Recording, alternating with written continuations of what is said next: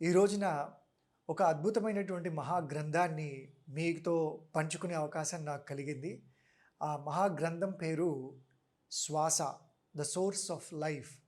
ఇది నాకు చాలా అత్యంత ఆప్తుడు, సన్నిహితుడు అయినటువంటి మారెల రవిశాస్త్రి గారు రాసినటువంటి మహాగ్రంథం. ఇది రాసిన గ్రంథము అనడం కంటే ఇది ఒక దైవ సంకల్పం ద్వారా ఈ భూమి మీదికి వచ్చినటువంటి గ్రంథం అని మనం అనుకోవచ్చు.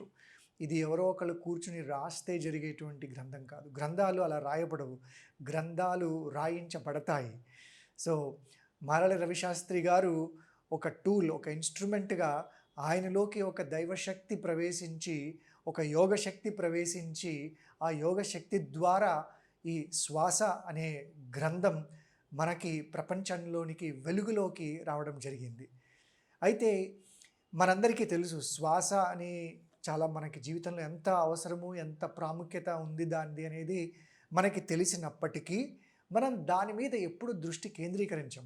మనం ఎప్పుడు కూడా ఆఫ్‌కోర్స్ జీవితంలో మనకి చుట్టుపక్కల ఉండేటువంటి మన డిస్ట్రాక్షన్స్ ఏవైతే ఉన్నాయో సంసారం కానివ్వండి, మన ఉద్యోగాలు, మనకుండేటువంటి అలవాట్లు, మన హ్యాబిట్స్ పొద్దున్న లెగిస్తే సాయంత్రం వరకు మన జీవితంలో పరిగెడుతూనే ఉంటాం.